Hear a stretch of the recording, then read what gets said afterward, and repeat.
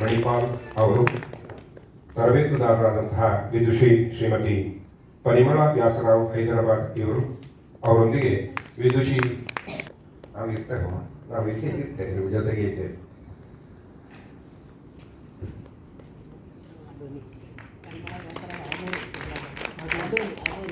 ಪರಿಮಳ ವ್ಯಾಸರಾವ್ ಆದೋನಿ, ಬನ್ನಿ ಇಲ್ಲಿ ಬನ್ನಿ.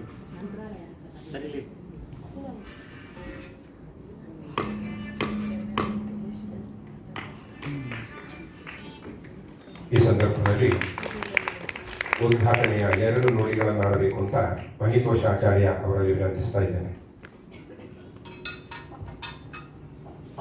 ವ್ಯಾಸರಾವ್ ಅವರು ಆದೋನಿಯಿಂದ ಆಗಮಿಸಿ ತಮಗೆಲ್ಲ ಶ್ರೀಪಾದರಾಜರ ಕೃತಿಗಳ ಕುರಿತಾಗಿ ಹಾಡುವಲ್ಲಿ ತರಬೇತಿಯನ್ನ ನೀಡಲಿಕ್ಕೆ ಬಂದಿದ್ದಾರೆ. ಅದು ನಮಗೆ ತುಂಬಾ ಸಂತೋಷ. ಈ ಸಂದರ್ಭದಲ್ಲಿ ಹೇಳಬೇಕು ಅಂತ ಅನಿಸಿದ್ದು ಅಂದ್ರೆ, ದಾಸ ಸಾಹಿತ್ಯದಲ್ಲಿ ನೀವು ಅನೇಕ ವಿಮರ್ಶೆಗಳನ್ನೆಲ್ಲ ನೋಡಿದ್ರೆ ಗೊತ್ತಾಗ್ತದೆ, ಶ್ರೀಪಾದರಾಜರ ಕೀರ್ತನೆಗಳಿಗಿರುವ ಮಹತ್ವ ಅದು ತುಂಬಾ ಎತ್ತರದ್ದು ಅಂತ.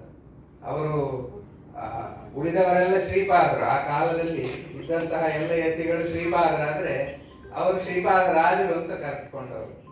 ಯದ್ಯಪಿ ಯತಿಗಳಿಗೆ ಯಾವುದೇ ವೈಭವ ಯಾವುದು ಇರುವುದಿಲ್ಲ, ಆದರೆ ಅವರ ಒಳಗೆ ಅತ್ಯಂತ ವಿರಕ್ತರಾಗಿ ಹೊರಗೆ ಭಗವಂತನ ಅವರ ಸುಖ ಪ್ರಾರಬ್ಧ ಅಂತ ಇದ್ದ ಕಾರಣದಿಂದ ಅವರು ವೈಭವದಿಂದ ದಿನಕ್ಕೆ 64 ಭಕ್ಷ್ಯಾದಿಗಳನ್ನೆಲ್ಲ ರಂಗವಿಠಲ ದೇವರಿಗೆ, ಮೂಲ ಗೋಪಿನಾಥ ದೇವರಿಗೆಲ್ಲ ಅರ್ಪಣೆ ಮಾಡಿ ಅವರು ಅದನ್ನ ಭಕ್ತರಿಗೆಲ್ಲ ಹಂಚ್ತಾ ಇದ್ರು. ಹೀಗೆ ಒಬ್ಬರು ವಿರಕ್ತ ಶಿಖಾಮಣಿಗಳು ಹೊರಗಡೆ ವೈಭವವನ್ನು ತೋರಿಸಿದ್ರು, ಒಳಗೆ ಹೇಗೆ ವಿರಕ್ತಿ ಇರಬೇಕು. ಇವತ್ತು ನಾವು ಅದರ ವಿರುದ್ಧವಾಗಿದ್ದೇವೆ. ಭಜನೆ ವಿಚಾರದಲ್ಲೂ ನಾನು ತಗೊಂಡು ಮಾತಾಡಬಲ್ಲೆ ಬೇಕಾದ್ರೆ. ಆಗ ನಾವೆಲ್ಲ ಭಜನೆ ಎಲ್ಲ ಮಾಡ್ತೇವೆ, ಆ ಭಜನೆ ಯಾವ ಸಂದೇಶಗಳ ಕಡೆಗೂ ನಮ್ಮ ಗಮನ ಇರುವುದಿಲ್ಲ. ನಮ್ದು ಗುಂಪಲ್ಲಿ ಸೇರ್ತೇವೆ, ಅದರಲ್ಲಿ ಗಲಾಟೆಗಳೆಲ್ಲ ಇರ್ತದೆ. ಹೀಗೆ ಇದನ್ನೆಲ್ಲ ನಾವು ಕಲ್ತ್ರೆ ಏನ್ ತರಬೇತಿ ಅಂತ, ನಮಗೆ ತರಬೇತಿಯನ್ನು ನಾವು ಬರೀ ಹಾಡ್ಲಿಕ್ಕೆ ತರಬೇತಿ ಆದ್ರೆ ಒಂದು ಹಂತ ಅದಷ್ಟೇ. ಆ ಹಂತ ದಾಟಿ ಶ್ರೀಪಾದರಾಜರ ಅನುಗ್ರಹ ಏನಾದ್ರೂ ನಮ್ಗೆ ಬರುವ ಹಾಗೆ ನಾವು ಬದುಕಬೇಕು ಅಂತ ಒಂದು ಹಿನ್ನೆಲೆ ನಮ್ಮ ಮನಸ್ಸಿಗೆ ಅನಿಸಿದ್ರೆ ಸ್ವಲ್ಪ ಅದರ ಅರ್ಥ ಆಗಿ ನಾವು ಒಂದು ಹಂತ, ಒಳ್ಳೆಯವರು ತುಂಬಾ ಜನ ಇದ್ದಾರೆ, ನಾನು ಎಲ್ರಿಗೂ ಹೇಳಿದ್ದು ಅಂತಲ್ಲ, ಆದ್ರೆ ನಮಗೂ ಒಂಥರ ಈಗ ಇನ್ನೊಬ್ರು ಇದು ಮಾಡಿದಾಗ ನಮಗೂ ಕಿರಿಕಿರಿ ಆಗುದಿಲ್ವಾ?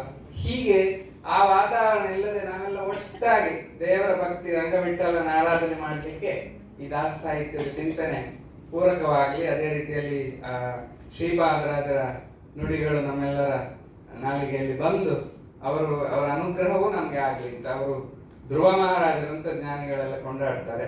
ಧ್ರುವ ಎಷ್ಟು ಕಷ್ಟಪಟ್ಟು ಭಕ್ತಿ ಮಾಡಿದ್ದಾನೆ ಅಂತೆಲ್ಲ ಕೇಳಿದ್ದೇವೆ.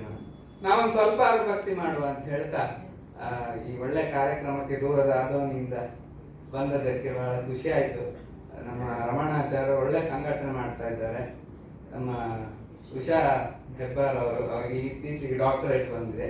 ಹೀಗೆ ಎಲ್ಲ ಇವರು ಕೂಡ ಇದ್ದಾರೆ. ಹೀಗೆ ಎಲ್ಲ ಸಂಘಟಕರಿಗೂ ಕೂಡ ಅಭಿನಂದನೆಗಳನ್ನು ಸಲ್ಲಿಸ್ತಾ ನಾನು